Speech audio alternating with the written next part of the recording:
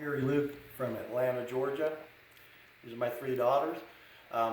First off, which I should have started with, the night started with a wonderful meal. Thank you, Cindy Johnson. Cindy Yes. Johnson. It was awesome.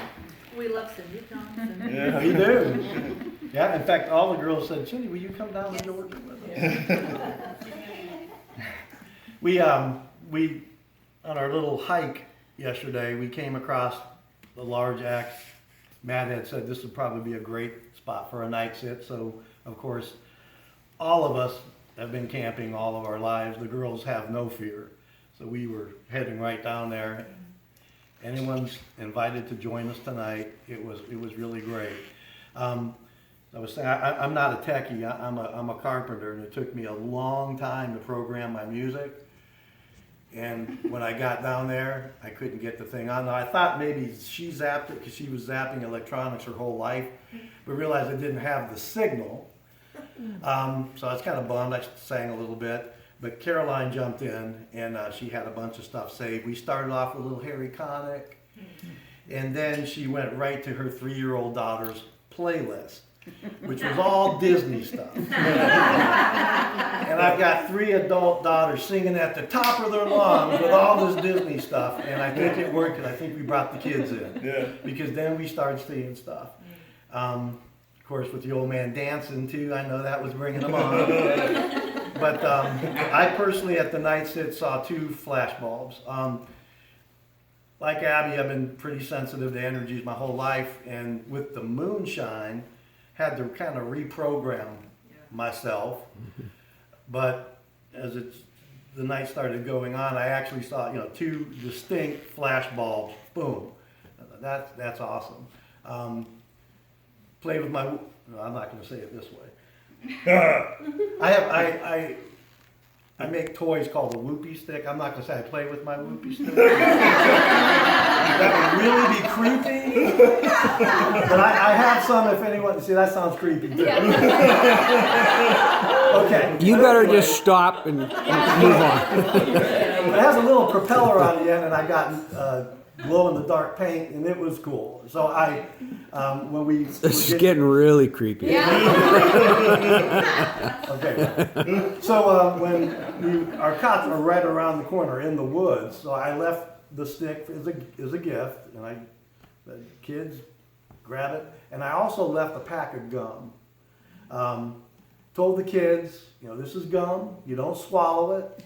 When you're done with it, you bury it. And then I told mom and dad, okay, it's sugar-free. All right. Then we went and we got on our cots, and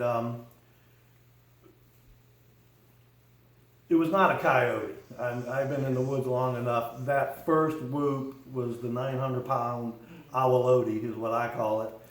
It was nice, long, and then the coyotes jumped in. I heard that 3 different times during the night. During the night, I heard distinct whistles, clicks, heard Maynard cough. Heard Maynard cough, which is cool. Heard, I believe, I don't know if somebody or Brittany said a bird, possibly. You guys maybe had heard a bird. It was not an owl. I've studied hours and hours listening to different sounds in the woods on recordings, and I heard it, and it was very distinct. And it was over by the girls' cots, and I mean, it was like right over you guys' cot. Just this sound, boom, and 3 seconds later, it was right over my head. And I count in between when and 3 seconds later, it was down the trail, and another 3 seconds, it was in the Weyerhaeuser property, man. I mean, it was far away. Maybe it was something else answering it. I think it was the same thing. It was. And I thought that thing has traveled an incredible amount of space in a short amount of time. Not going to get into a lot of stuff. I drink a lot of water, got kidney stones, so I did have to visit the facility. Abby and Beverly woke up on my way out, and we went, came back, I laid back down, got in my cot. This was about 4:30, and just talking in my brain, I actually started whispering a little bit, said, This is an awesome place. Thank you for allowing us in your home, play in your yard.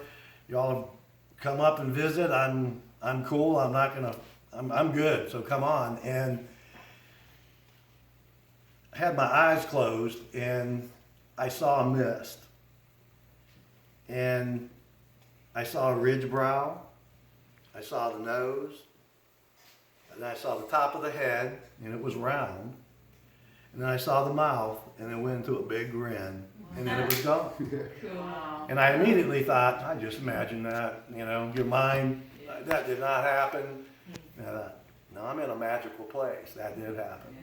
Right before dawn, because I hit another bottle of water, I had to go back to the facility, came back, and Abby had gone with me. We were awake talking. She got back in her cot, and it was right before dawn, and that's my time. That's my time in the woods. I'm in church. And I stayed up for about 10 minutes just panning, just looking at everything and panning and feeling it. And I was taught by my dad, who has the sight, and his mom has the sight. She called it the soft eyes. And Cynthia was talking last night. You can't focus right on something. You got to kind of just pan around. And some call it the peripheral vision. But as I think I just told you guys this morning, you don't want to freak out, but where their cots were, as I'm panning, there's a tree. And I'll show you the tree right where their cots are by the trail. And standing there, it looks like that silhouette right there. I saw, it was standing off the right side of the tree, and it was dark black silhouette. Head, the right arm, and the right leg. And I kind of stopped and I saw it, and then I turned and it was gone. And I'm 6 feet tall, so this morning when they woke up, I walked over to the tree. I thought it was about my size, and it was yours. It was 6'8" easily, and that was it. And y'all watching this, you want an experience? Get your butts over here. Awesome. Here.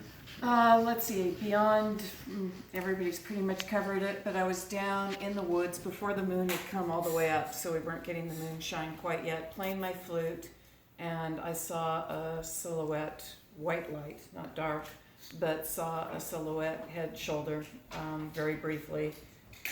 I still react, turned to focus, and it was gone, so I need to just let myself do that a little bit more. And then later, Matt was playing music down in that same area, and I walked down there with him. And we saw two, a taller adult one, and I caught just a brief glimpse of the red eyes. And then I spotted a shorter one to its left, a little one. Same thing, just caught the eyes very, very briefly and a sense of shape. And that was it. Then we also saw a kind of a beam of light down the path Oh, that that's was right. moving around, and we're thinking, is that moonlight or not? But it was like all of a sudden it was gone, and the moon doesn't rotate that quick. Right. So it was like they're moving around and then gone. So that was pretty awesome. Mm-hmm. So in my cot, in the middle of the night, one of them grabbed my feet rather firmly and sent an energy wave up to my head and then back down to my feet. That's not the first time I've ever experienced it. Not the first time others I've been with have experienced it. And it's one of two things. Initially, I believe it's a medical scan where they're kind of checking the body out to see if there's anything they need to work on. After that, I think it's kind of an updated dose for the immune system to keep your body going to heal within. So that's what I think is going on. Later on, I rolled over and I saw a dark, very tall, dark silhouette standing right on the other side of Cynthia's cot. And then this morning, just before the sun was coming up, I looked over at her, which I often do at night. Because she's so beautiful. Okay, so I look over at her, and there's this baseball-sized white orb about 1.5 feet above her head. And it's kind of pulsing a little bit, and then it is gone. So that was pretty cool. So essentially what we're all trying to say here, if you're watching this video, is not much happened last night at all. Don't know why we keep doing this. But We are going to be doing this again next summer of 2019, the months of June, July, and August. If you have yet to open up a Facebook account, please open it up. If you have a Facebook account, please go to Team Squatching USA and join the group. Because next year, if you want to come here, the only way you're coming is by going to the events page within the group, clicking on the month, and click on going. So that's what you're going to have to do if you want to attend. Yes. It just becomes an administrative nightmare for us any other way. We've got to have one spot where we can check and see who's coming. Yeah. And you've got to RSVP. Don't just say, I'm coming, and then with no intention of really showing up. Yeah, don't mark coming or going, to the event unless you're really going to be here, because that messes things up. That takes a slot that somebody else could use. So do not click on going unless you intend to be here. So we're not going to do text messages next year, emails next year, phone calls it's all going to be through that events page. Are you guys having fun? Yeah. We've got one more night to go. You're all going to watch one more video after this. And for now, let's go enjoy our Sunday afternoon. This is Dr. J and Cynthia? and Everybody everybody else saying goodbye. Goodbye.